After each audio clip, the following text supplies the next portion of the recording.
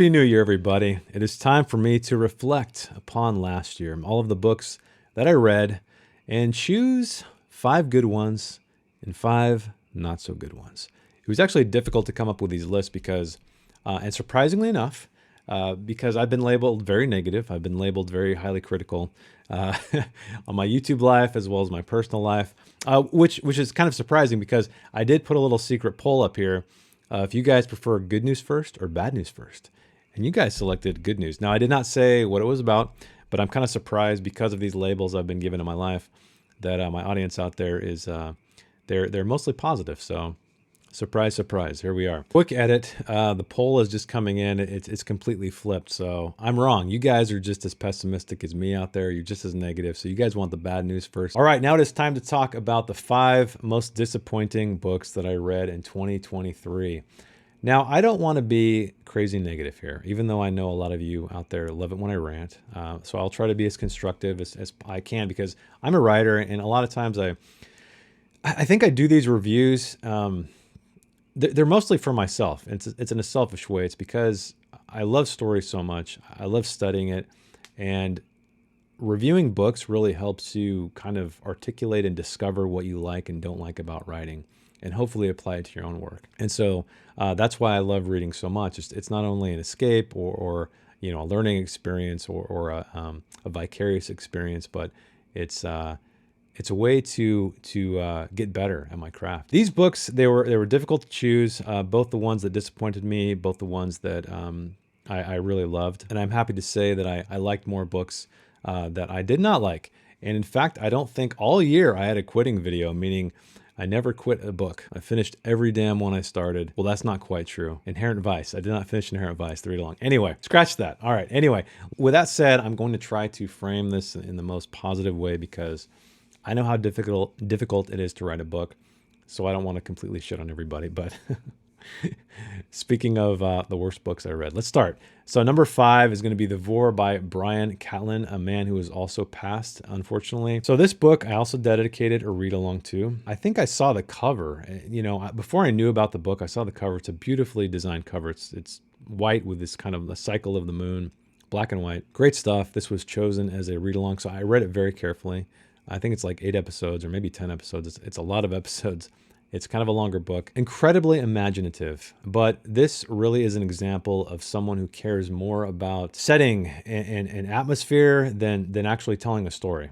It felt like this was his sort of fun box to just play around in like a kid with toys scattered across the room, and less about trying to really tell a compelling narrative. Because there is not a compelling narrative in this whatsoever. Compelling is the wrong word. Let's call it structured. Let's call it purposeful. Yeah, let's stick with that because I think compelling it's very subjective. But anyway, it's about this guy. It's about a bunch of people. So it takes place in I think it's on the border of it's in Africa somewhere, and there's this massive forest, and there's an ex-soldier who becomes a bowman who's on this quest with a bow made out of a woman, his deceased wife, and he's going through this forest. He's going to the heart of the forest, and there's a story about this Cyclops kid. And he grows up, and he's a very disgusting individual. But anyway, he has his own tale. There's another man named Sugali, an African tribesman who is after the bowman because of stuff he did in his past. So you have all of these. Oh, there's also historical figures, real historical figures that take place in this. Obviously, the actions that they go through are fictional, of course. None of it added up at the end. I know it's a trilogy, but I am a firm believer that books need to stand alone. I need to read one book. I don't care if it's a 10-book series. It needs to exist as a story on itself. If it doesn't, I feel like it's broken. Again, my opinion.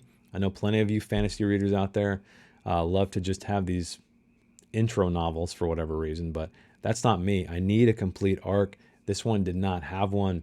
Again, I'm so torn with this because it was incredibly imaginative, like I said, but just as a narrative piece, didn't work for me. All right, moving on. Number 4, Sea of Tranquility by Emily St. John Mandel. She is very famous for Station 11, a book that I tried to read. I got into like the first or second chapter and had to quit it years ago. I watched the show, and then I finished the show because obviously it's less of a time commitment. But I had a lot of problems with it. A lot of plot holes, a lot of weird character stuff going on. But I said, you know what? I'm going to give her a second chance. I'm going to read Another book, it was very short. And when you know it, this book is almost exactly like Station 11. I can't believe this got published. Maybe she pitched it as kind of a meta version of Station 11 because it's about time travel. It's about interconnected stories. It's about like there's a virus. It's even about there's a woman, an author in the book who is writing a book about a pandemic, which is what Station 11 is. It's really weird. It's very short. Again, I'm amazed this thing got published because it is so close to her previous work. Maybe that's all she had in her. You know, some of us only have one book in us. Maybe that's me. I don't know. But yeah, it was really odd. Can't recommend it, but clearly it's on this list. Fell apart for me. I don't think I'm ever going to read anything by her again. I gave her a second chance and she failed me utterly. Sea of Tranquility.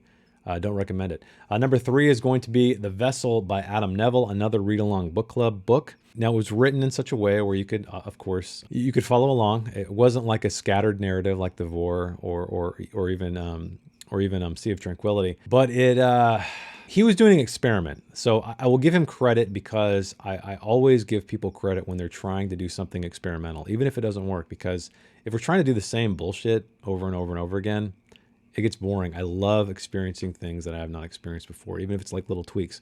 So what he was trying to do with this book is he was trying to make it like a movie. So meaning we're never really in the heads of the characters whatsoever. It's always from the outside. It's always the camera looking at the characters.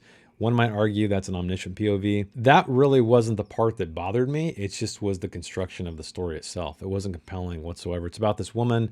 She goes to take care of this old woman in this old creepy house. Turns out to be kind of a folk horror kind of story, but which I love. But yeah, the character was boring. The dialogue was pretty cringy. There was nothing scary in it, no horror whatsoever. But again, I want to put this on a positive spin, is that I can appreciate what Adam Neville was trying to do. He was trying to experiment by kind of just doing something in between a film and a novel. But yeah, The Vessel by Adam Neville. Can't recommend it. Number 2 is one that I have not reviewed, and that is The Nickel Boys by Colson Whitehead. This is a book that was assigned reading for my daughter's English class in high school. And so, you know, being the supportive dad I am, because she's not a big fan of reading, I decided to read it along with her. And boy, oh boy, was this a really tough one to get through. So here's what's crazy. There's so many books that I'm torn on because amazing premise. It's about this kid who, wrongly gets sent to this reform school. It's a very terrible reform school. All kinds of abuse goes on there. Murder even goes on there. It's just really bad. Even the opening prologue or the chapter, I can't remember if it's chapter 1 or prologue, it talks about, it's like a flash forward. It's in the present, because this happened a long time ago. And it's about them discovering bodies on the grounds of this, buried, on the grounds of this, on the school. And I was like, holy shit, this is cool. But then it started reading like a newspaper article and not really like a novel.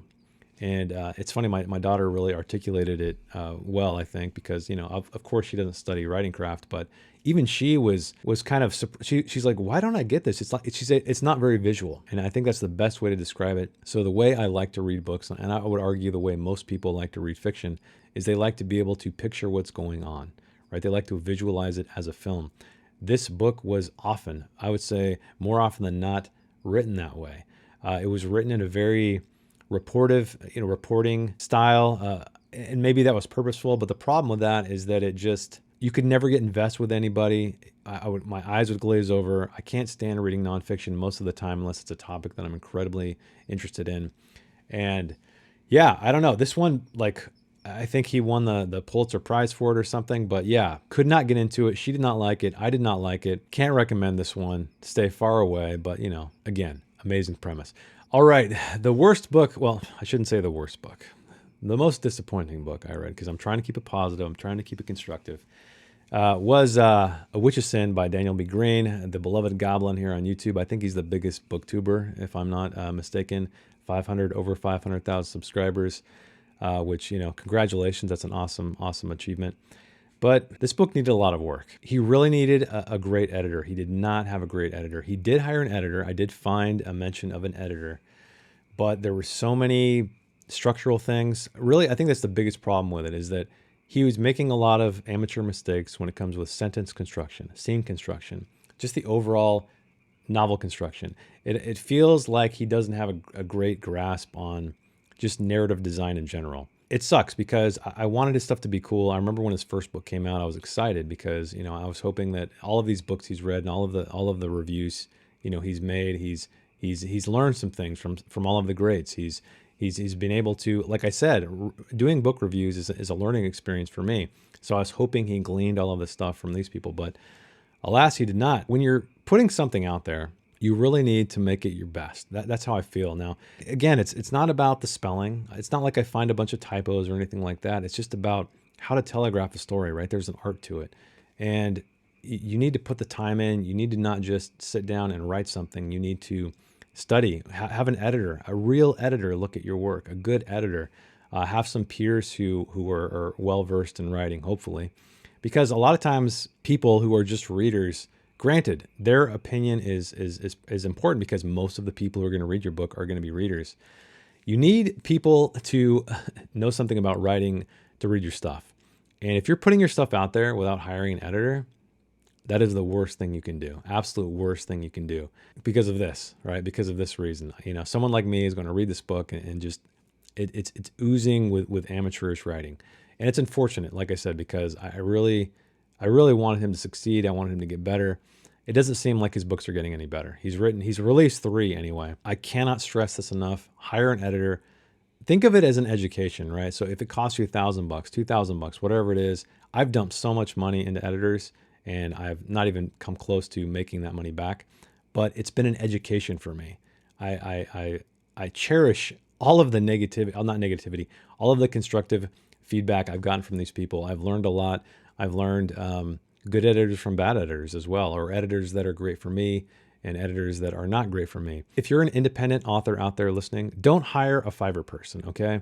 Hire a real editor, okay? Hire somebody that's probably going to be, it's going to be difficult to fork over that cash. Now, a lot of standard readers may not catch a lot of the stuff that a professional editor will, but I think a lot of times what's going to happen is they're not going to be able to articulate why they don't like something.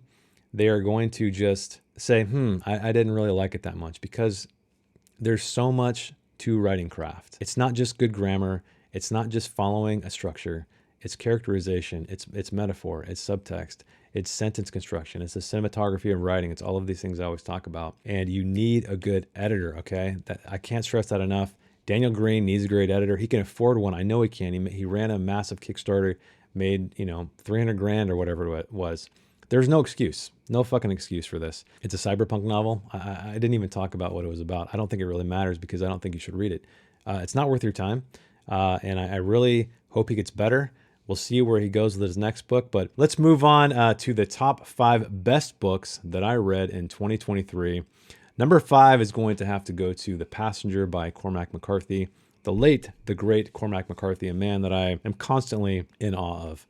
His writing style. I'm rereading No Country for Old Men right now for the 3rd time in the read along, so you could totally join if you're not reading along with us. And again, always in awe, like I said. Now this book it's very different from the other Cormac McCarthy books I've read of his. I've only read 3 other books. I've read The Road, No Country for Old Men, and Blood Meridian. And this one, it has this dreamlike quality. It very much feels like a book that is being written by a man who knows he does not have much more time left on this earth. While I really enjoyed it, it's kind of a meandering book. It kind of, for lack of a better term, it peters out a little bit toward the end. The resolution is quite odd. There is a companion book, but it doesn't really complete the story. It kind of augments the story in a way. I know it's kind of weird for me to put this on my best 5 when I'm talking about it like this, but there's just something that is compelling about it. There's something that is immersive. There's a lot of things in it that seemingly go nowhere, but there's some very deep discussions, very, very deep subject matter.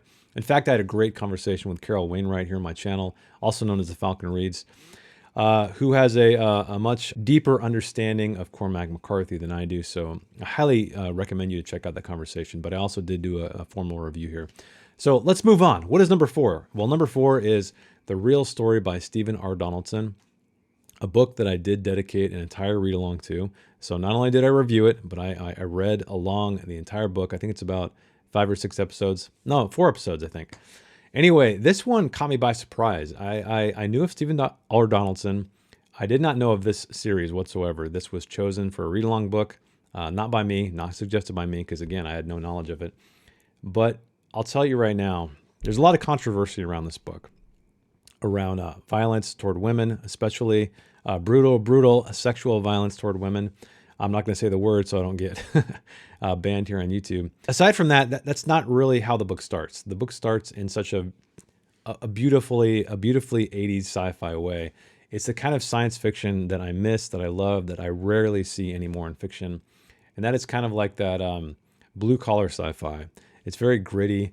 You can just feel the grease on the parts as you walk around. There's seedy bars. There's space pirates. It was such a great time. To my surprise, Donaldson went a little bit deeper with the story as well, because he's playing with bigger themes. So this is not just a fun or unfun, depending on where you're coming from, romp in a gritty sci-fi world. It's so much more than that. And I was really impressed by the depth at which he wrote in this book, because I think a lot of people read it on the surface and they just saw the violence and they were just disgusted by it. And they didn't really understand what Donaldson was going on with, or what he was trying to do here. And I really respect it. In fact, I'm on the 3rd book in the series right now. So highly recommend that one. It's a short read, but man, did that really take me back to being a kid when science fiction used to be great. All right, number 3 on the list is Foe by Ian Reid. He absolutely blew me away with I'm Thinking of Ending Things. I saw the film first and then liked it okay. Then I read the novel and I was like, holy shit, this was insane. Foe wasn't quite as good as that one, but it was still a great novel. It was still much deeper than what the story presented. And that's the kind of fiction I like to read. I prefer there to be more than what we're experiencing on the page. I prefer to have themes that are rising. They're just kind of oozing between the lines, right? And this one had that in spades. Also a great film adaptation that just came out, I think in November, or October actually. But a lot of terrible reviews, and I don't get it. And again, it kind of speaks to the shitty mainstream audience. But oddly enough, critics even hated it, which is kind of surprising, because usually I feel like some critics can, they try to read a little bit deeper into a story. Yeah, I saw the film adaptation. It's fantastic. It's very similar to the book. They changed a few things, which I'm thinking about making a video about. Yeah, great stuff. Highly recommend Foe. It's a sci-fi story, near sci-fi, but it's about relationships. It's about a man and a woman, and a government agent comes to them and says, hey, you've been selected to serve on the space station for 2 years, and we're going to leave you with a clone so your wife is taken care of. And so it's this kind of, I hate calling it a psychological thriller, because it kind of is, but it kind of isn't. Even though that's how it's labeled. Great book, quick read. I think it's just over 200 pages long. Check out my review if you'd like my full opinion. All right, number 2 is going to be The Dwarf by Per Lagerkvist. I have a little bit of a story about this book. I was in a bookstore in Santa Barbara, and the spine caught my eye. It was a stark white cover, and it said The Dwarf in this kind of archaic font. And I picked it up, and I read the prologue, and I was like, okay, this is kind of interesting. And then I read the first chapter and I was hooked. Oddly enough, I didn't actually read it until, it was probably a year later, when someone on my Discord server asked me if I'd read it. And I was like, holy shit, I haven't, but I remember picking it up randomly at a bookstore and loving it. So then I said, you know what, I really need to read this finally. And I did. I loved it. Per Lagerkvist, he's a Swedish author. This book was written in, I think, in the 40s.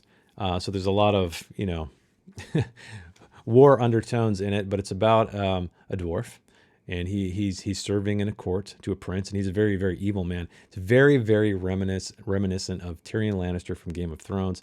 However, I like this character so much more, and I really tried to find references of George R. R. Martin being inspired by this character, using inspiring Tyrion Lannister, but I couldn't find anything.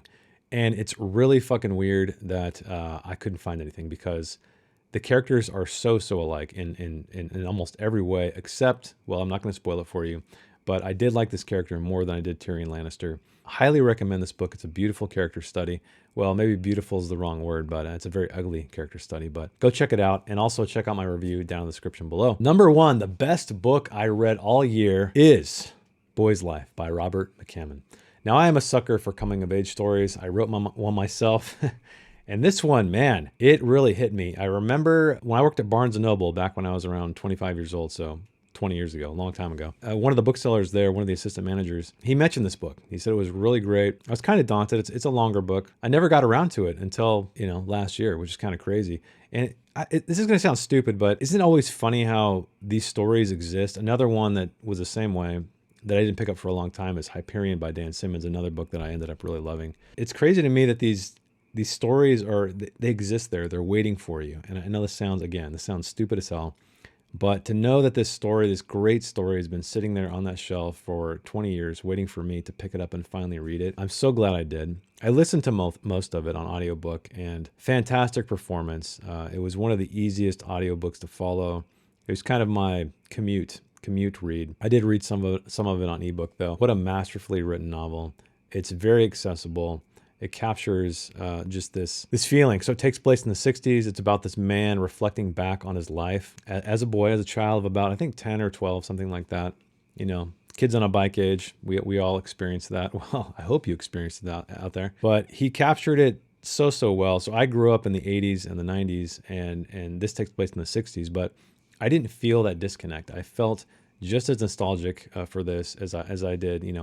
It took me back being a kid. This book, it made me laugh. I was tearing up listening to it. Just some incredibly powerful moments. You can tell this is a book that a man put everything he had into it. You can tell it. You can feel it. And I think that really those are the books that get a rise out of me the most, or affect me the most. It's really hard to articulate when you can tell somebody just put everything they had into it. It's like literally a part of them is in it, and like more than a part, probably all of them is in it, because I think part of us is in, every book we write, if you're a writer out there. But this was like him just, opening his rib cage and just spilling himself. I know that sounds pretty gruesome out, but there's some great stuff about POV because it's written in first person. There's some POV shifts, even though it is in first person.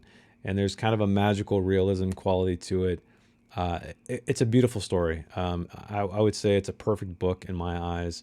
I still have a review that I need to work on that's going to come out very soon, but highly recommend it. Pick it up. Please read it. I can't say enough good things about it. Anyway, that's my list. Those are my 5 best and my 5 worst. Well, I should say the 5 books that I did not like as much. Of 2023, let me know, what are your top 5 this year? What are your bottom 5? I would love to hear it. Do you disagree with me in any of my picks? And like I said, if you would like to check out all of my in-depth reviews of the books that I did do reviews for, I'll put them down in the description below. Thanks for a great year. I appreciate all the support, everybody. Thanks for hanging out with me with all these videos, commenting, subscribing, liking the videos, because I don't plan to go anywhere. So hopefully you'll stick around with me for the ride. Thanks for watching, and I will see you in the next one. Bye.